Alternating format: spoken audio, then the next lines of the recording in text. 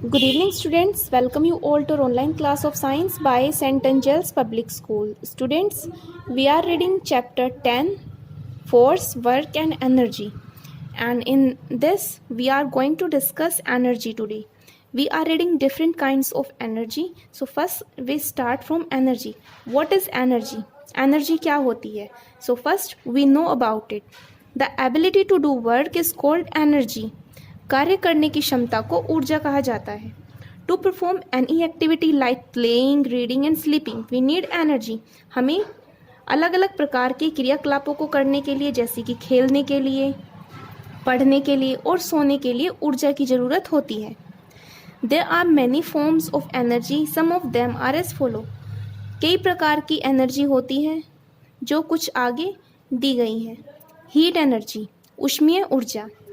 Energy that we get from heat is called heat energy. एक ऐसी ऊर्जा जो हम हीट से प्राप्त करते हैं उसे क्या बोलते हैं? उसे हीट एनर्जी बोलते हैं. We get heat energy by burning fuel such as wood, gas और पेट्रोल. हम हीट एनर्जी को ईंधन जलाने से प्राप्त करते हैं, जैसे कि लकड़ी, गैस और पेट्रोल. इन सभी को जलाने से हमें हीट एनर्जी मिलती है.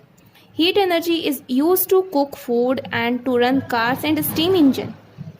ऊष्मीय ऊर्जा को खाना पकाने के लिए, कार चलाने के लिए और स्टीम इंजन को चलाने के लिए इस्तेमाल किया जाता है. Next is light energy. Plants use light energy to sunlight to make food. पेड़ पौधे लाइट एनर्जी को यूज़ करते हैं अपना खाना बनाने के लिए, जो वो सन से लेते हैं.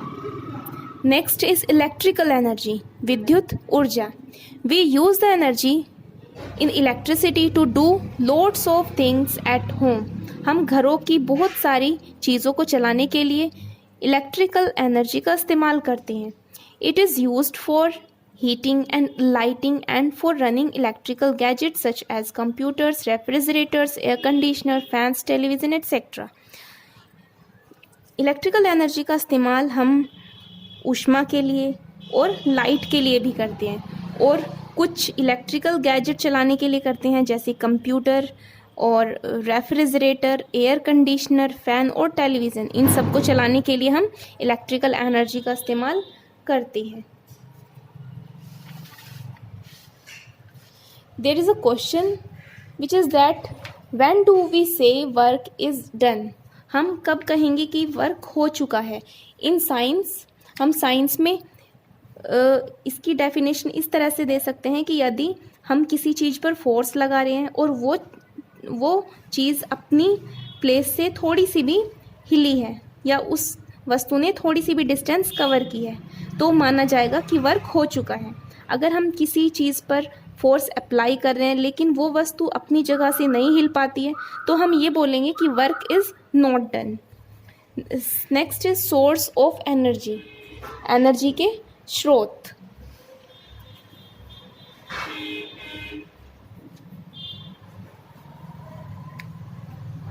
The main source of all energy on the earth is the sun. Earth पर एनर्जी का मुख्य स्रोत सूरज है. The energy that we get from the sun is called solar energy. वह ऊर्जा जो हम सूर्य से प्राप्त करते हैं उसे सोलर एनर्जी कहा जाता है. Plants use solar energy to make food in the green leaves. पेड़ पौधे सोलर एनर्जी का इस्तेमाल करते हैं हरी पत्तियों के द्वारा खाना बनाने में. Food has energy stored in chemical forms. भोजन में ऊर्जा रसायन की फॉर्म में इकट्ठी होती है. We get heat and light energy from the sun. हम सूरज से हीट और लाइट एनर्जी प्राप्त करते हैं.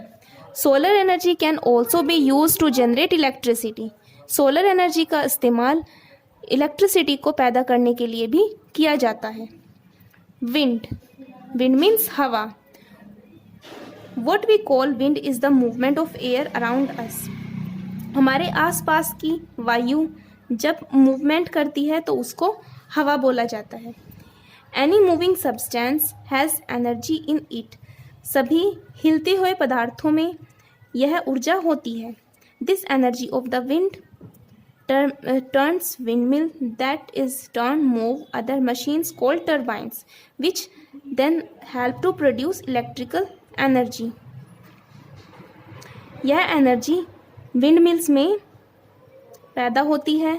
इसमें क्या होता है कि जब हवा चलती है तो दूसरी मशीन जिसको टरबाइन कहा जाता है यह मूव करती है, which then help to produce electrical energy. और जब यह मूव करती है तो इलेक्ट्रिकल एनर्जी प्रोड्यूस होती है, इलेक्ट्रिकल एनर्जी पैदा होती है.